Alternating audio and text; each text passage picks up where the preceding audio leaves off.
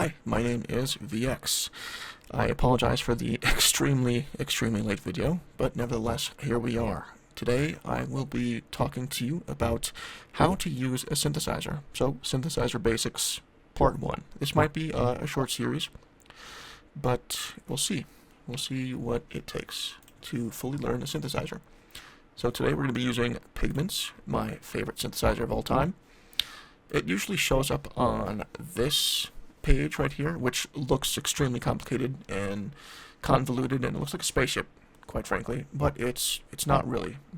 Things are in blocks, if that makes sense. So you have your synth part here, you have your filters here, you have your routing and different sort of effects kind of stuff here, voice panning, which just means what if your volume is more to the left channel, which is going to be playing in your left ear, and in your right channel, which is going to be playing in your right ear, go figure, or if it's going to be in the center.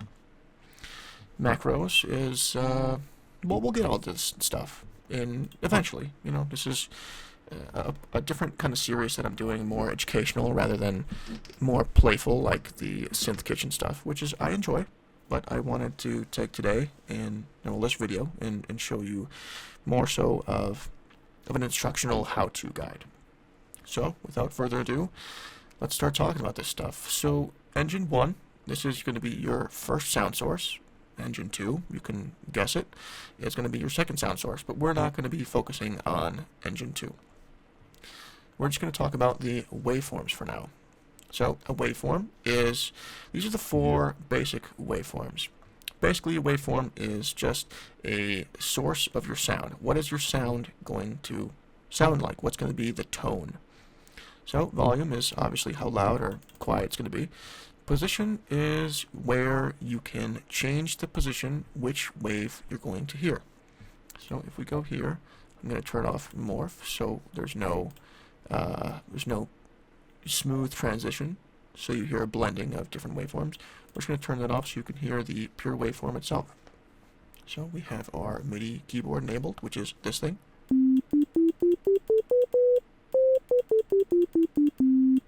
So that's the MIDI keyboard.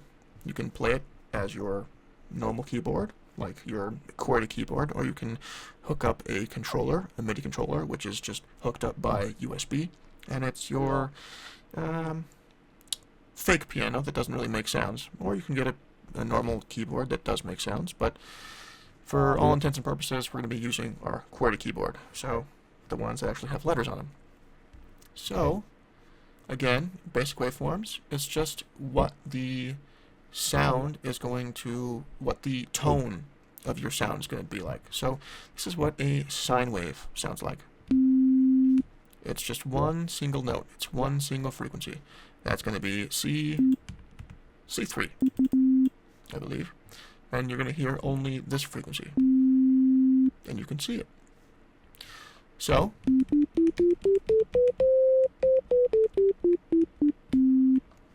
very simple. It's the most basic of basic waveforms. But if we go into the position knob and we crank it up a little bit, we get to this waveform, which is now highlighted. That is going to be called your triangle waveform. So what's this sound like?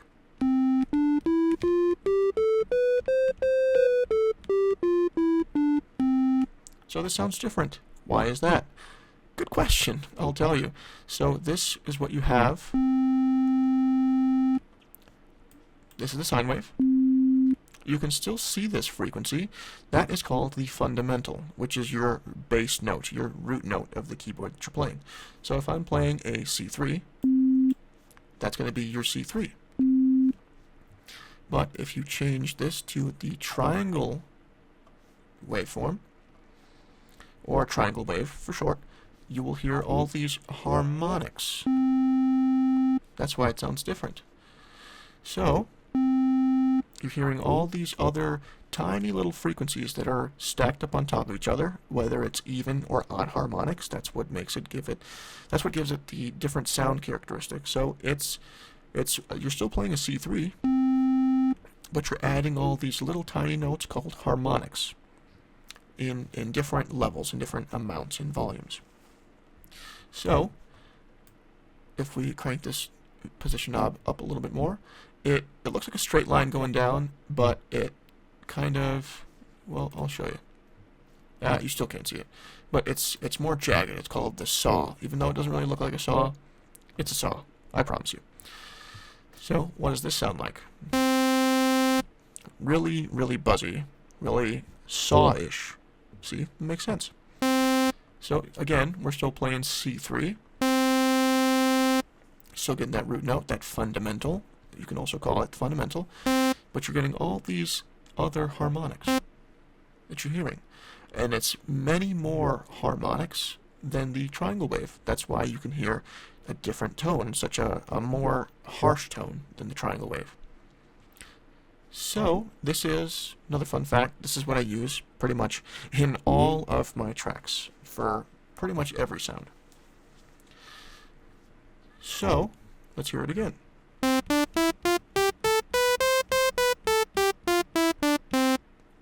can see all those harmonics slowly fade away as the key dies.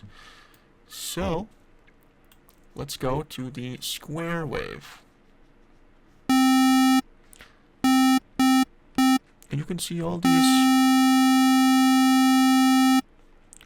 more prominent frequencies, and you can see the less prominent frequencies.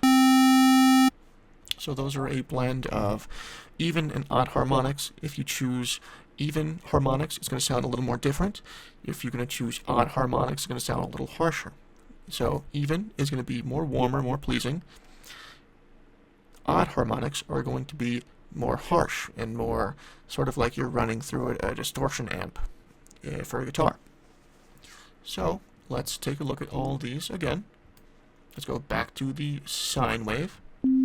You only get the fundamental frequency, remember? You don't get any harmonics, the most basic of basic waveforms.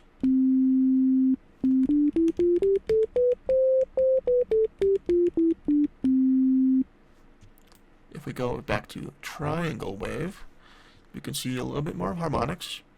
Still more buzzy than a sine wave, but still somewhat pleasing. Again, all these, you can see the fundamental frequency, which is our C3. And you can hear all the smaller not fundamentals, but harmonics that are being stacked up on top of each other. And you can see as they die down as the note rings out. And it will go to the my most used waveform, the sawtooth, which has the most amount of harmonics. You'd think it would be like none, more, even more, and most, going from bottom to top, but it's, for whatever reason, it is the way it is. Thanks, science. So, here we are with the sawtooth.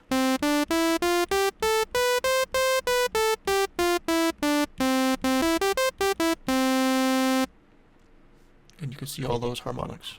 And now back to the final waveform, the square wave. Sounds really, I hate it, to be honest. I don't think I've ever used it, even for bass, which is what a lot of people use for bass. But I hate it for some reason. I don't know why. Not my thing. Sounds very chiptune-y. Not a fan. So, let's go to the sawtooth. And we'll talk about the filter. So, filter 1, you can have multiple filters. We have 2 filters, but I only use 1 pretty much for everything. So we can see all these filters. I'm not sure what all pass is, but I do know what everything else is. These are just kind of more for different flavors. I mean, these are more like, how do I describe it? Just for funsies, I guess you could say. Multiple different sort of things. Bandpass 24. I'm not sure. Okay, well this is different from a normal bandpass, but we'll get to that in a second. So low pass. We'll go to low pass 12.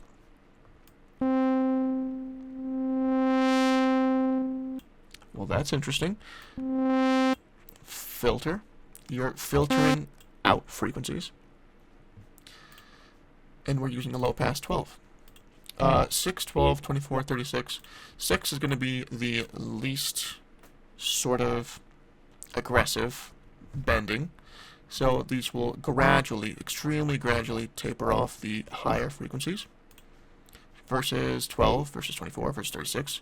36 is going to be the quickest fall off in frequencies that's going to be filtered out. So it's going to be really aggressive. This is what you call the knee right here. Same thing in compressors. Will we get to compressors? I'm not sure. I still don't really know exactly what to do with those, but we'll get to that maybe eventually. Honestly, just go look up another YouTuber's explanation of compressor. But for now, let's go back to the classic low pass 12. So again, 6 to 36. 6 is going to be the most gradual. 36 is going to be the steepest version. The same thing with all of these. Most gradual, steepest. Most gradual for this one, steepest, most gradual, steepest, and so on and so forth. But why is it called the low pass? It's called the low pass because we're letting all the low frequencies pass. Wow, how about that? So, at 20,000 hertz, we're cutting off nothing. But as soon as we move the cutoff knob, which we are cutting off the high frequencies because we're letting the low pass, we're passing the low frequencies. You can see, even here, you can see it in this frequency spectrum, which just shows you the different amount of frequencies or harmonics of your waveform. You can see these, and you can hear them getting smaller and less in volume.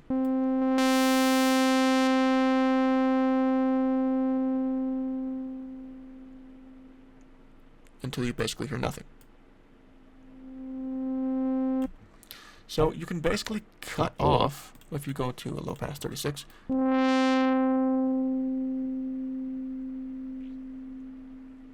you can almost get a sine wave because you're only letting the low frequencies pass, because you're cutting off all of the higher frequencies. And resonance just means that you're boosting this certain frequency. So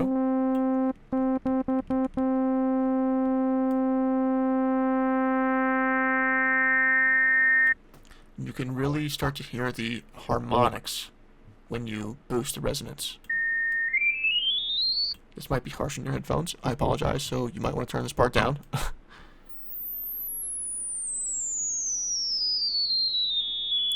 You can really hear those harmonics shine through.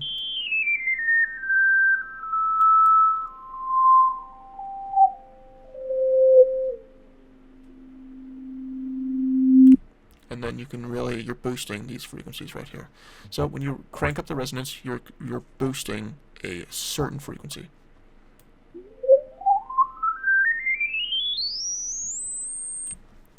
So I'm not sure the scientific reason why it lowers all the other frequencies. It might just be because you're boosting such a high frequency that it has to lower it, so it's not like really hurting your ears or your speakers or your monitors, headphones, whatever it is.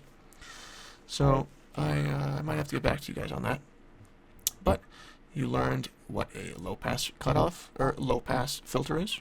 You learned what a cutoff is. You learned what resonance does. So if we take a look at a band pass, we'll get rid of that resonance. Now you see a little mountain, a little hill. And that just lets all the frequencies pass in a certain band. Again, 12 is going to be the most gradual, 36 is going to be the most steep. But 24 is usually where I keep all my filters at, whether it's a high pass, low pass, or band pass. It's at 24. Why? I don't know. I just like the number. So you're letting the, like, sort of the middle frequencies pass through. So you're cutting off low frequencies and high frequencies. And if you crank up the resonance, you're just boosting the frequencies in the middle even more.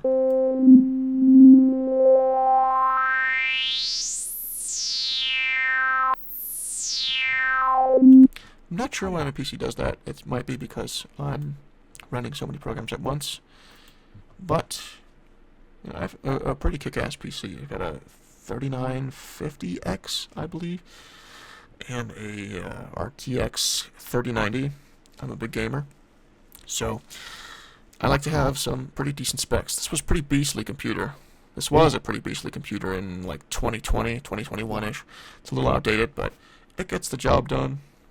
This stuff is way too expensive to upgrade now. I'm not a millionaire yet.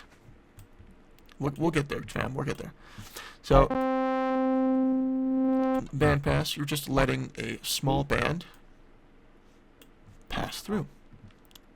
So if you go to a high pass, you're letting the high frequencies pass through. So you're cutting off the low frequencies.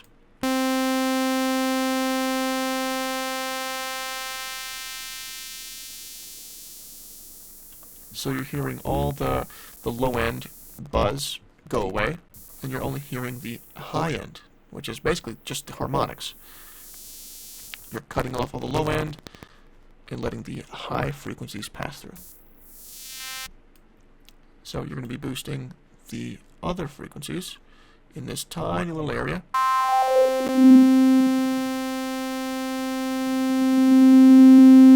Right there, you can hear it in the cutoff, and you can also match it to this note. So if you Google search what is a C3, and you get the exact frequency in hertz, you can, let's say if it's 270 hertz, that it's a C3. A4 I think is 440. I think I should know this from orchestra. I believe so. I'm not sure.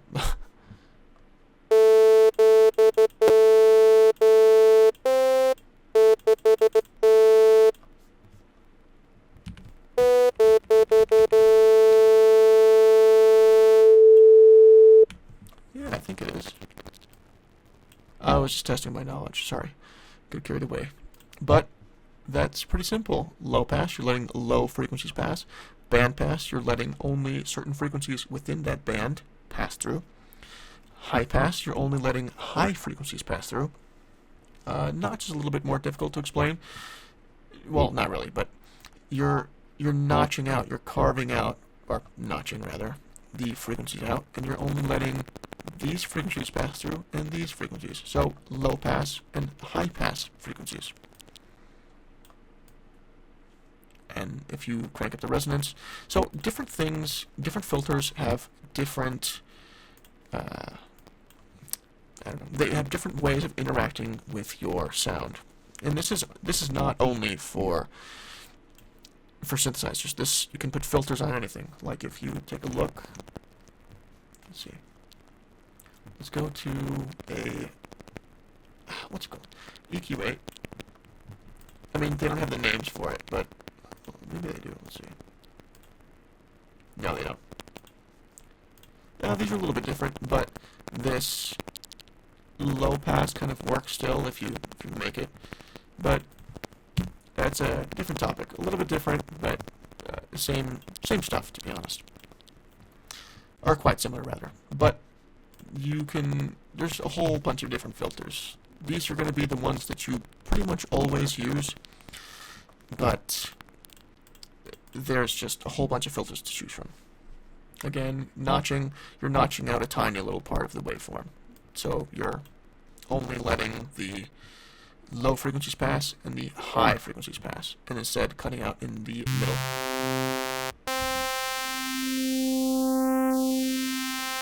So it sounds pretty hollow, and I hate it. So we're going to go back to the low pass 12. Low pass 24. So, another thing that we're going to look at is the envelope amplitude. What's an envelope? It's a fancy way of saying this is how your sound is going to sound in terms of volume. So, what do I mean? You're not hearing anything. So, the sustain is what your note is going to be staying at. So, it's going to be 100% volume, 75-ish, half volume, quarter volume, and no volume. So we're going to go to half volume, so 0.5. So as soon as I press the note, it plays. As soon as I let off, it stops.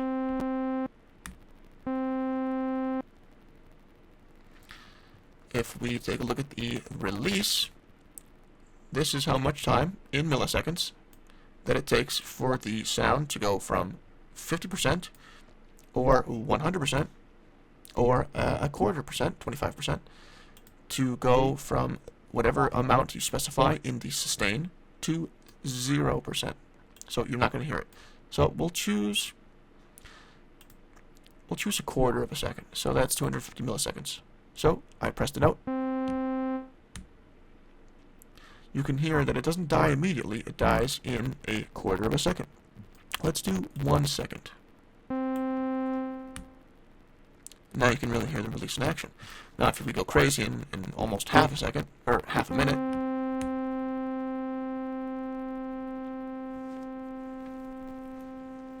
it does really take 20 seconds for it to go from 50% volume to 0%. But we'll keep it at 1 second. Just a short and sweet.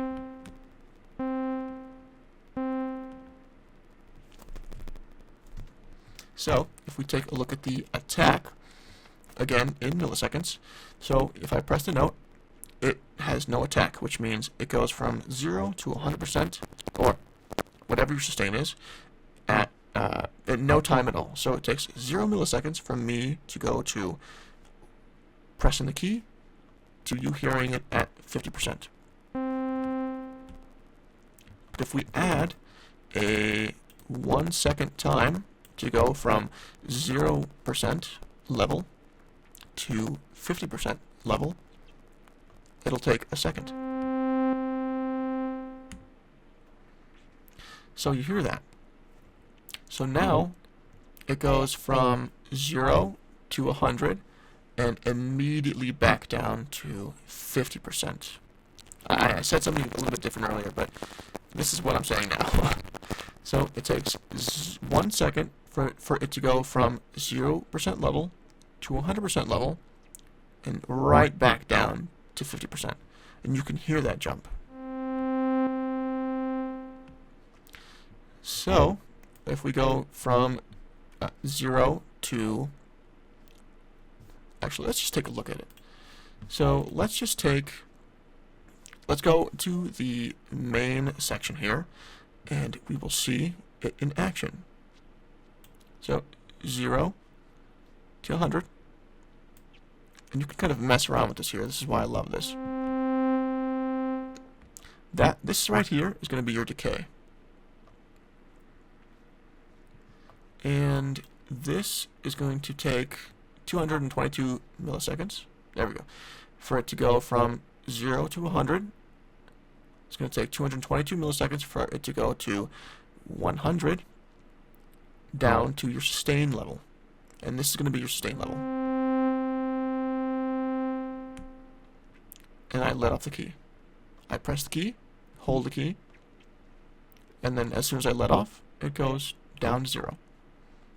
And this is just a nifty little thing, so where you can choose, your decay will be linked to your release. So whatever time this is will be the same time as your release. If you don't have any decay, it'll go immediately to whatever your sustain level is, down to 0. So it'll be 0 to 100 to 50 to 0 again. So 1 millisecond is the quickest you can get.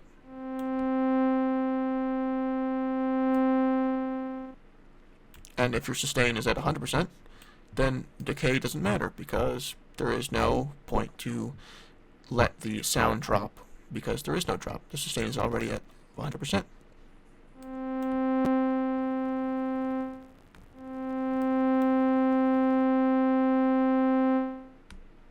No difference.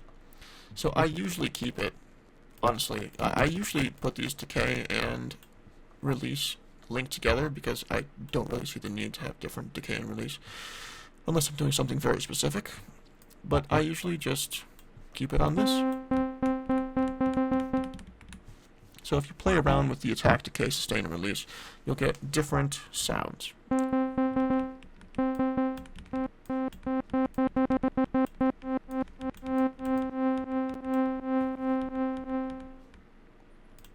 So, envelope amplitude, I'm sure there's a better way of explaining, but I like to really thoroughly explain and show you. Now, the voicing, we're talking about the voicing. This is pretty simple. It's just, well, we won't talk about MPE. That's polyphonic expression. I forgot what the M is. Doesn't matter. We're not getting into it today. So, mono is just one note. We'll go back to this so you can see what I'm doing. No attack. Decay.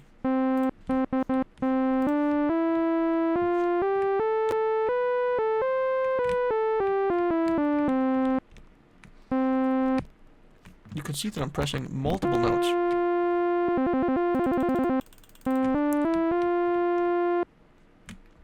But it's not going to work. I could play a C minor chord.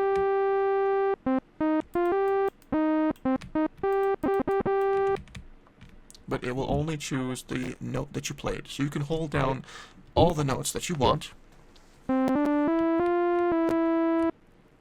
but it will only play the note that you just played. So the last note that you played. Mono legato is, let's go to keyboard, let's choose the glide time.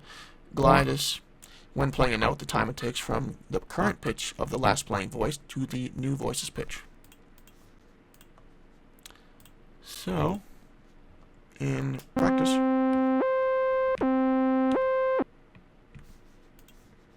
let's go more glide time.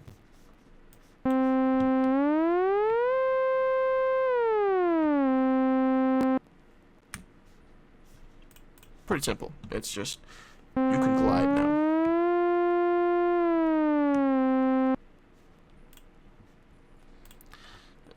Polyphonic just means multiple.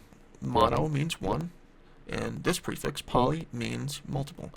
So, we can go to, you can play a minimum of 2 notes, or a maximum of 32 notes. Why anybody would want to choose poly 32, I'm not sure. Maybe for really long notes that you're going to play a lot of. I don't know. But I always stick to poly 8. So, even though I have no idea what I'm doing with chords. Actually, that's not. Glide time has some weird interactions if you have a poly mode on, so I just stick to 0 milliseconds of glide time. Again, if we take a look at our envelope, honestly, I should have done that in the first kind of half of me explaining that. This, I mean, it works, but it's better to see visual. So, let's go back to this. So, if we choose this, now let's link this.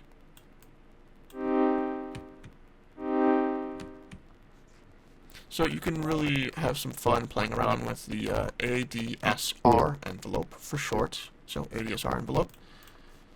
But I usually just stick to this for pretty much all my synths. Oops. I thought I was pressing something, I was only pressing the caps lock. Stupid me. Oops. For pads, I'm going to be using attack, but for pretty much everything I just use the decay and sustain with the release and decay linked. So, I think that is all. So, we took a look at all the different waveforms. These are going to be your most basic waveforms, the 4. And we took a look at the filters. Again, these are going to be your most used filters. Low pass, band pass, high pass, and notch sometimes. All pass, I'm going to be honest, I don't really know what it is. Oops.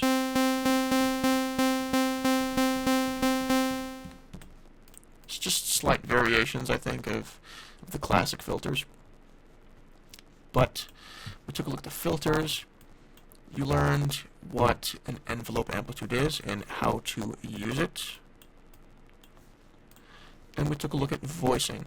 The transposition, I mean, it's...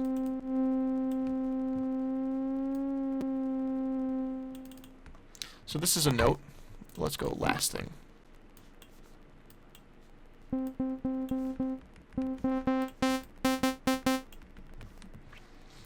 If this is C3, this is what you call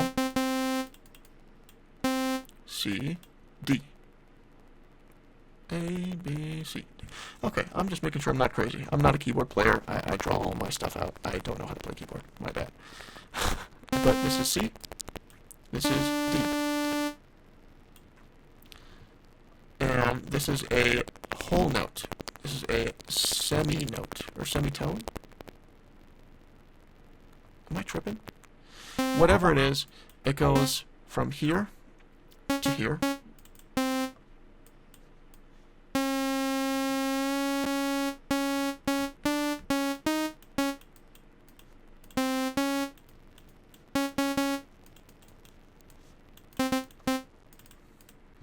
From this to this, C to C sharp, it's going to be 100 cents, which is a half note, or a semitone. Yeah, it's a semitone.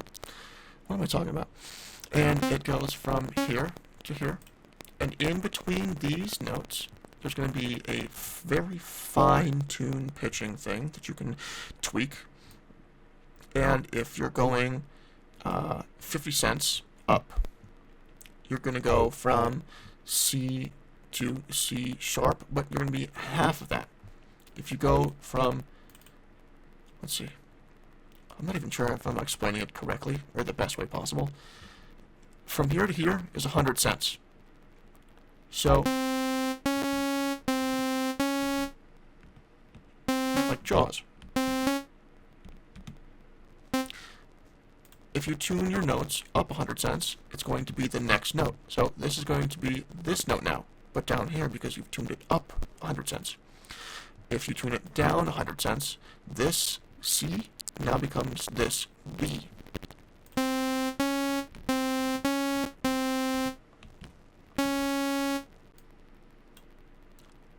So, if that makes sense, well, I hope it does. Octave is very simple. This is C3. If you turn it up an octave, this is now C4. Turn it down an octave, this is now C2. Okay, it only goes down 2 octaves. So, I hope you learned something very useful. Put it into practice. Get some free synthesizers, or even get this when it's on sale. It's worth $200, but try your best not to spend $200 on this. Go for a sale. When you see it, it's half off, so get it for $100, and you can follow my lessons together. So, I hope you enjoyed it, and I hope to see you in the next video. Goodbye.